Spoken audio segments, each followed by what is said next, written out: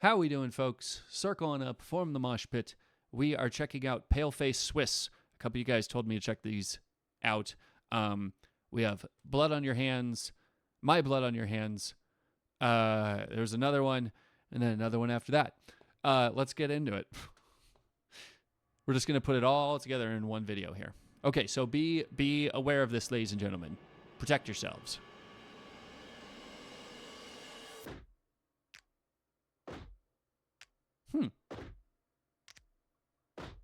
Interesting. My blood on your hands, through my pain I repent. I know my death will end, you the peace I always had. My blood on your hands, through my pain I repent. I know my death will end, you the peace I always had. My blood on your hands, Wow. through my pain I repent. I know my death will end, you the peace I always had. My blood on your You're the peace I always had, so. I know my death will end, you the peace I always had. Oh, okay. My blood on your hands!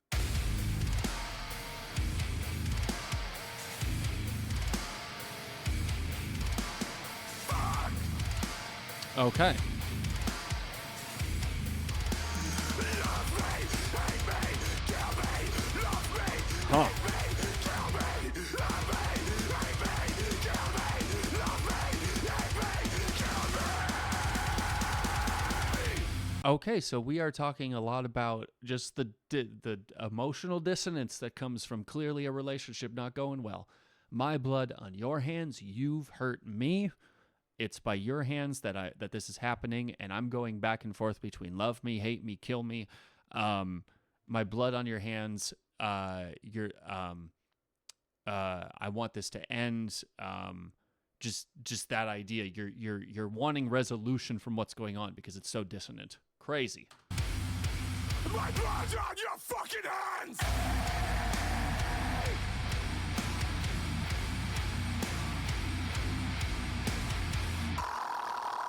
Ooh.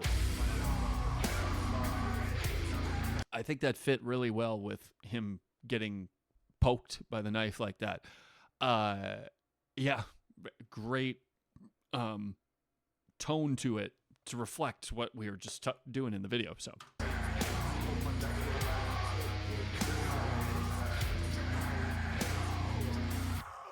My blood on your hands, through my pain I repent. I hope my death will land, you the peace I always end.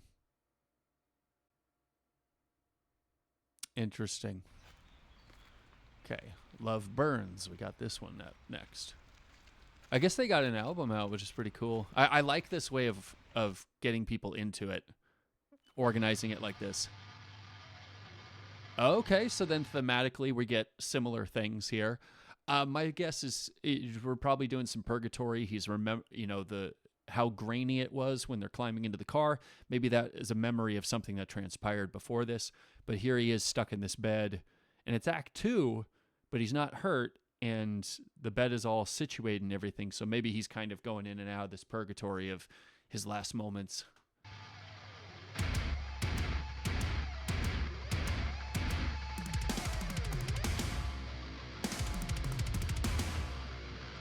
Oh, and the lady's the guitarist. That's cool.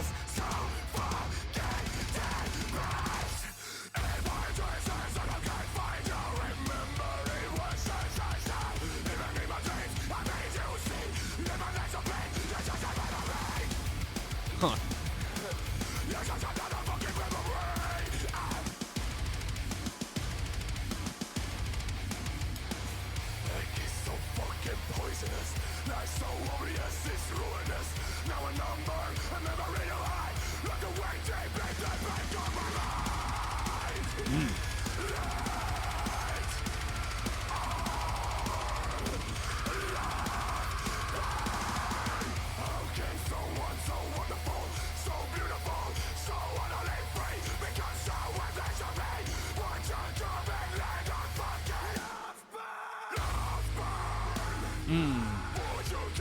So yeah, so much of this entails the idea of, yeah, love hurts when it's gone or when it's lost, or when you give yourself to that love and then it ends up not working out. That hurts. It does. It's just that is just the nature of life. It doesn't just have to be romantic relationships. It could be love of a friend, someone who you're close to. They turn their back on you. It hurts because you put yourself out there. You put so much emotion into the other person. You leave yourself open and vulnerable to be hurt. And that's the, I mean, you know, it's the relationship dynamic that we all face. What the hope is, and it's my hope for you guys watching this, that you have really solid relationships, right? That you can connect with people in a way where you feel free. You don't feel like you have to walk on eggshells. You feel like you can give to the other person. You'd think that it would be something we could all have, you know, but a lot of people choose to be selfish. And it's important, if you've experienced something where you feel like you've been burned by someone, to take the time that you need to heal from it and then reevaluate and reassess maybe the fact that they actually weren't good for you. Because if you're anything like me, when you have a relationship issue like that, you immediately turn around to, well, what did I do?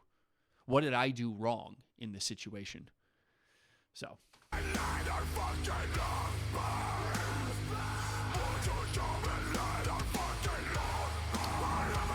Okay, so wait. So then I just realized his bed was in the corner and there was blood splattered everywhere, but he wasn't in the bed. So it's like he was in some sort of purgatory, remembering some of the stuff, and then maybe this is when he's in the band and everything, it's kind of like they're looking on down from where he died. They're kind of interceding to think about what transpired like they're a bunch of angels. That's crazy.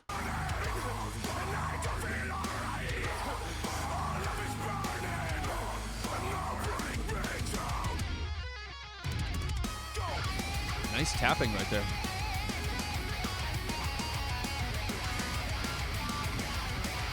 Nice little rock riffs. That's pretty cool.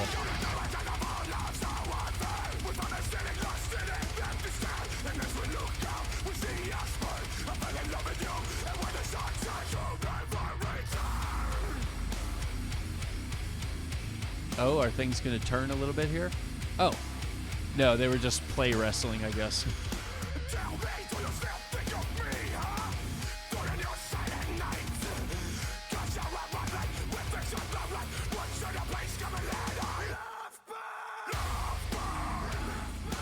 Huh. Oh. Wait, so she was going like this, and he was leaving. Maybe he was just leaving for a sec. Okay, wait. We got to let it play out.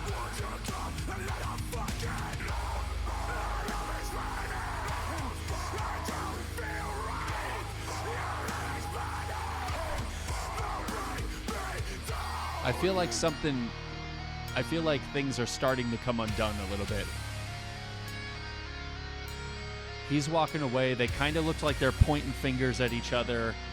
She was itching her wrists a little bit. Seems like okay, yeah, something was going on. There we go.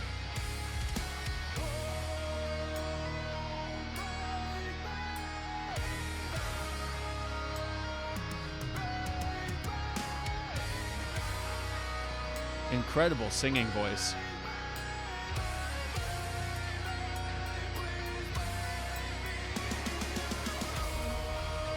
So she wasn't, she was struggling with a lot.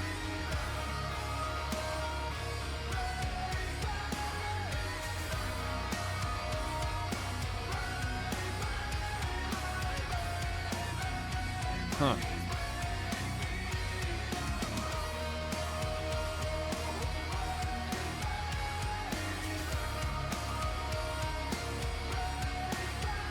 Huh.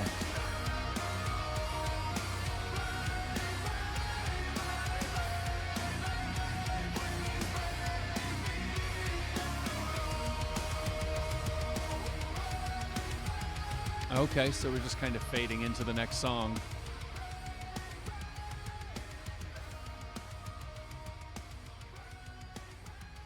I mean, I don't know how high, if the ceiling is the same height. I mean, she's not that far from the floor. I would have lifted her up. You know, keep the airwave open.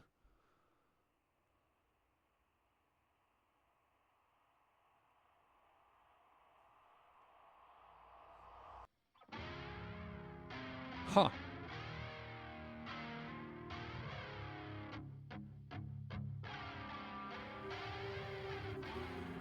Help me Hmm. get out of it. I can't keep my head up. Oh, please tell me, how Oh. do you feel? I'm drowning in this river. Hmm.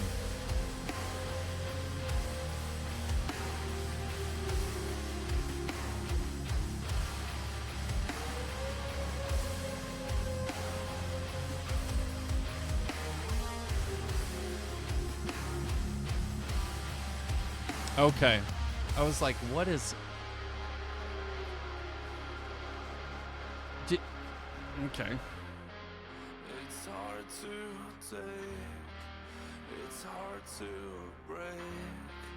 For you I'm a pawn to sacrifice.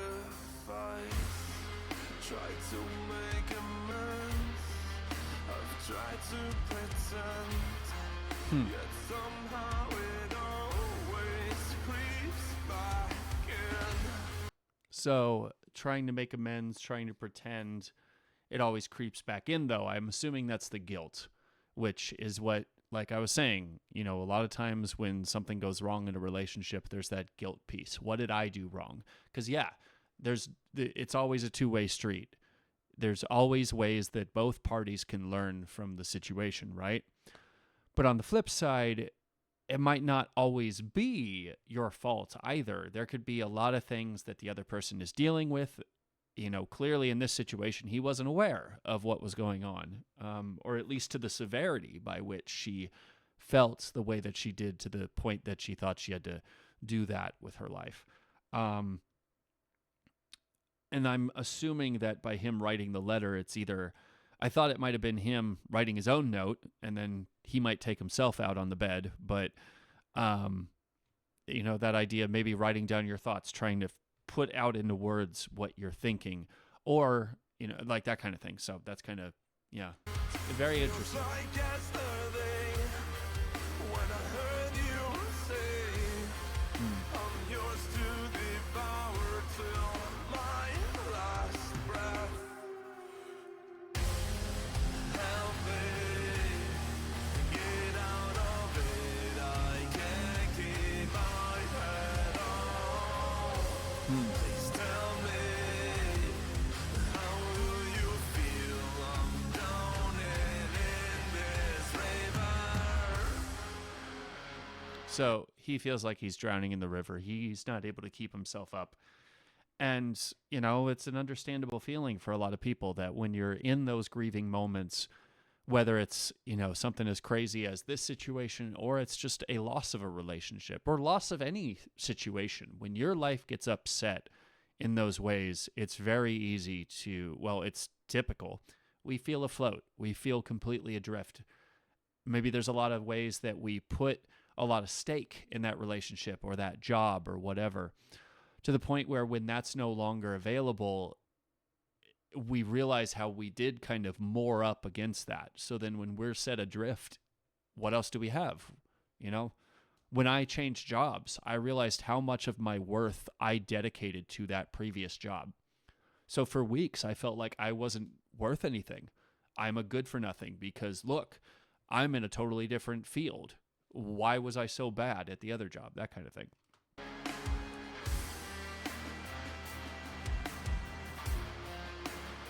And I just want to say this too. I understand the symbolism here, right? Because clearly a lot of this is symbolic. We've seen him in the bed. We've seen him, we've seen her take him out, those kinds of things. There's clearly symbolism going on. My only thought, and I say this as someone who almost passed on in the same way that this lady did, I would have at least tried to, cut the rope, hold her up, keep that airflow going. I know obviously with the symbolism of it, you kind of have to, the horror of something falling through paralyzes us, right? But the fact that he was walking around in the room and writing a note and all this other stuff, wow, she's still just hanging there. There's more than enough opportunity to try and do something. But I say this as someone who, has very close ties to that type of thing. So it's a little bit hard for me to pull away from it just for the sake of the artistry. But this is where I will pull away from it, get my perspective out of it, and just look at it for the art. So here we go. I try my very fucking best to get over it, but there's not a single day I spent without caring more about how you feel about me than I feel about you before I realize what's happened to my way from my hand. That reached up and I'm not getting out from you. Get out of it, I can't keep my head on. Please tell me. Beautiful shot right there. My gosh.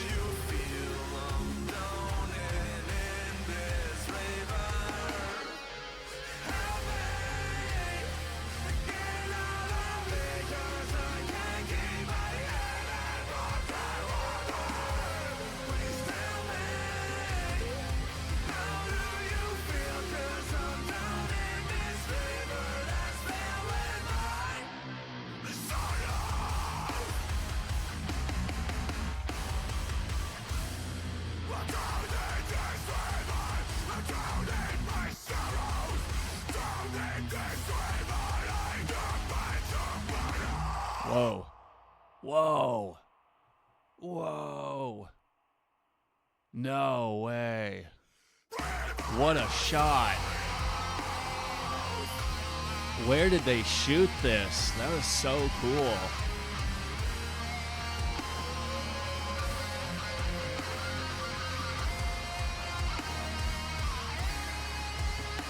Oh, maybe I got it wrong. I thought the lady was also their guitarist. I'm sorry. I'm so sorry.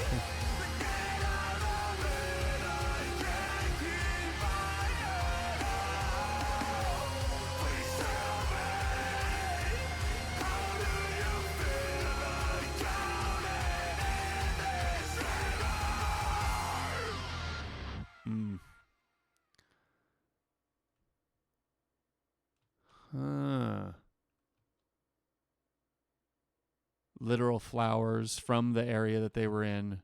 I mean, obviously there's the symbolism in their logo, their, that kind of thing. But also maybe hanging it in memoriam for her. But yeah, I mean, what a chilling picture, literally jumping into a river. Just that, feeling like your life is just being swept away by the water. It's just such a chilling description. And that's all I got to say about that. You guys let me know your thoughts in the comments. Thanks to the person who suggested that I check this out. And I will see you guys in the next one. Till next time.